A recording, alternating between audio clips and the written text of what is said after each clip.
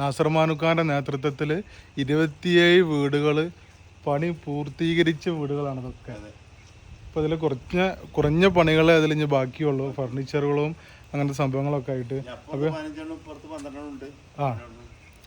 27 വീടുകൾ ഇതാ ഈ കാണുന്ന സെറ്റപ്പിൽ വീട് പണി കഴിപ്പിച്ചിട്ടുണ്ട്. അതിൽ ചെറുതും വലുതും ഒക്കെ ഉണ്ട്. 1000 സ്ക്വയർ ഫീറ്റ് ഉണ്ട്, 800 സ്ക്വയർ ഫീറ്റ് ഉണ്ട്. അപ്പോൾ ഇതിൻ്റെ അപ്പുറത്ത് 15, ഇപ്പുറത്ത് 14 ഒക്കെ ആയിട്ട് പണി നടന്നുകൊണ്ടിരിക്കുന്നുണ്ട്. അപ്പം മാനുക്ക എത്ര ഇങ്ങോട്ട് തരി.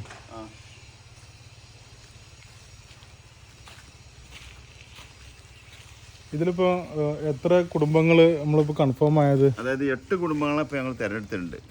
ബാക്കിയുള്ളത് നമ്മൾ വളരെ അർഹതപ്പെട്ടവരെ തേടിപ്പോയി അന്വേഷിക്കുകയാണ്.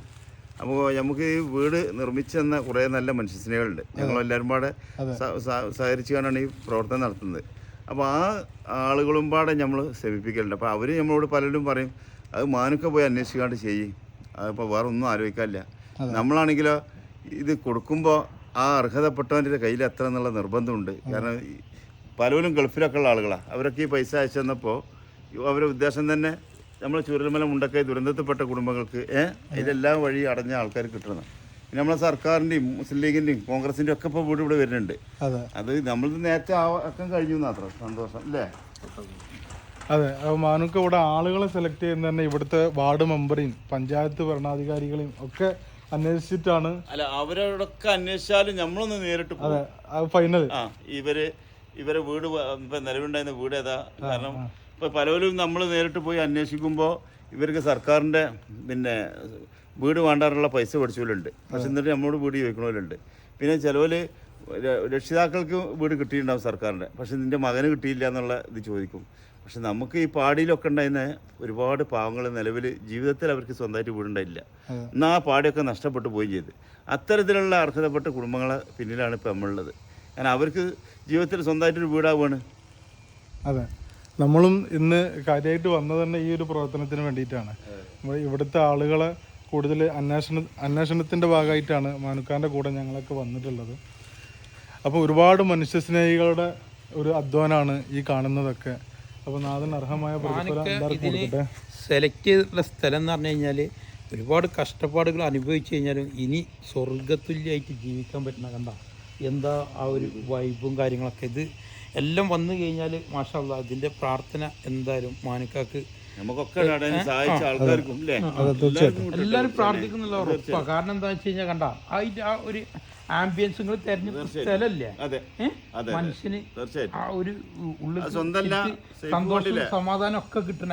എല്ലാ മെയിൻ റോഡിക്ക് 200 മീറ്റർ ഉള്ളൂ. എല്ലാവിധ ബസ്സുള്ള മേപ്പാടിക്ക് പോകാനും പിന്നെ മുട്ടിൽ പോകാനും സൂപ്പർ റോഡ് ഒക്കെ തന്നെയാണ് സൗകര്യം. പിന്നെ ഇവിടെ അല്ല ഇങ്ങനെ ഒരു സംഭവം കഴിഞ്ഞു കഴിഞ്ഞാൽ പിന്നെ പുനരധിവസിപ്പിക്കുമ്പോൾ അതിന് പറ്റിയ അനുയോജ്യമായിട്ടുള്ള സ്ഥലങ്ങൾ തിരഞ്ഞെടുക്കാനുള്ള വലിയൊരു ടാസ്ക്കാണ്. നമ്മളിവിടെ ഒരു കടയിട്ട് കൊടുക്കുന്നുണ്ട്. അത് നമ്മളെ സുൽഫി വൈൻ്റെ നമ്മളെ കൂടപ്പറപ്പിന്റെ വക നമ്മളോട് എല്ലാവരും സംസാരിച്ച് പറഞ്ഞ അത് ഇവിടെയാണ് വരുന്നത് ഇല്ലേ? അതെ, അപ്പൊ ആ ഒരു കുടുംബത്തോട് കഴിയും പലചരക്ക് കട. അപ്പൊ ഈ ഇവർക്ക് എല്ലാവർക്കും എല്ലാ സാധനങ്ങളും വന്ന് വാങ്ങാൻ പറ്റുന്ന ഒരു ഷോപ്പ്, അത് സുൽഫി ബൈ ദുബായ് കൽപ്പഞ്ചേരി. അപ്പൊ അതിൽ ഒരുപാട് സന്തോഷം. നമുക്ക് നമ്മളെ പണി ഇത്രത്തോളം പൂർത്തീകരിച്ച് അതിങ്ങനെ കാണിച്ചു കൊടുക്കാനായി. പിന്നെ ഇതിൽ മറ്റൊരു സന്തോഷം കൂടെ പറയണ്ട്.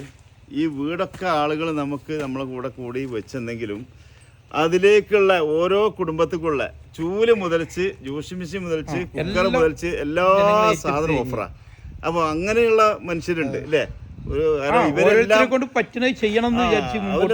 ഇവരെല്ലാം നഷ്ടപ്പെട്ട ആളുകളാണ്. അപ്പൊ അവർക്ക് പുതിയതായിട്ടുള്ള ജീവിതം തുടങ്ങുമ്പോൾ അതിലേക്ക് എല്ലാ സാധനങ്ങളും പുതിയതായിട്ട് തന്നെ എത്തിക്കാനുള്ള മനസ്സുള്ള ആൾക്കാരുണ്ട്. ഒരു ചേച്ചി തന്നെ ചൂല് ഫുള്ള് ഞാൻ തരാം. ചേച്ചി ഒരു ചേച്ചിന്റെ വകയാണ് ചൂല്, ഒരു ഉമ്മച്ചിന്റെ വകയാണ് കുക്കറും, പിന്നെ എല്ലാ വീട്ടിലും ഫാൻ. ഇവിടുത്തെ അച്ചായന്മാരാണ് ഓല വക ഓരോ ഫാൻ 27 വീട്ടിക്ക്. അങ്ങനെ ഇപ്പൊ പണി പൂർത്തീകരിച്ച വീടുകൾക്കൊക്കെ സൗകര്യങ്ങൾ ഇരിക്കേണ്ട താമസമേ ഉള്ളൂ. ആളുകളെ അർഹതപ്പെട്ട ആളുകളെ കണ്ടെത്തുക, അതിനാണ് ഇപ്പൊ നമ്മൾ വന്നിട്ടുള്ളത്. ഇൻഷാ അല്ലാഹ് നാളെ കുടുംബങ്ങളെ പോയി കാണും. ഒരുപാട് കുടുംബങ്ങളെ നമ്മൾ ചെന്ന് നേരിട്ട് കണ്ടിട്ട് അവരുടെ കാര്യങ്ങളൊക്കെ വിലയിരുത്തിയിട്ട് അർഹതപ്പെട്ടവരാണെന്നുണ്ടെങ്കിൽ തീർച്ചയായിട്ടും അവരെ കയ്യിലെത്തിക്കും ഈ വീടുകൾ. അപ്പോൾ ഒരുപാട് സന്തോഷം ഈ കൽബിന്റെ കൂടെ ഇപ്പൊ ഇന്ന് ഇതിലേക്ക് വരാനും ഈ പ്രവർത്തനത്തിന്റെ ഒക്കെ ഒരു ഭാഗമാകാൻ കഴിഞ്ഞതിൽ. അപ്പം അതല്ലോ ഇതൊക്കെ നമ്മളൊക്കെ ഒരേ മനസ്സാ അല്ലേ. നമ്മൾ ദുനിയാവുന്നൊന്നും ആരൊന്നും പോകുമ്പോൾ കൊണ്ടുപോകില്ല. പക്ഷേ നമ്മുടെ നാട്ടിലൊരു വിഷമം ദുരന്തം ഉണ്ടാകുമ്പോൾ അവിടെ ഓടിയെത്തി ഒരുപാട് നല്ല മനുഷ്യരും പാടെ കൂടിക്കാണ്ട് ഒരുപാട് പാവപ്പെട്ടവർക്ക് തണലൊരുക്കാൻ റബ്ബിനോട് എത്ര നന്ദി പറയാൻ തീരൂല അല്ലേ. നമുക്കൊരു കഴിവില്ല.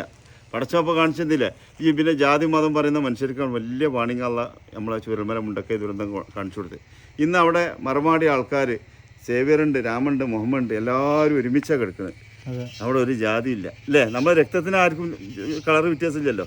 എപ്പോൾ ആർക്കും ആവശ്യം വരുമ്പോഴും രാമൻ്റെയും സേവ്യറേയും മുഹമ്മദിൻ്റെയും രക്തം എല്ലാവർക്കും ആവശ്യമാണ്. അപ്പം സ്വീകരിക്കും.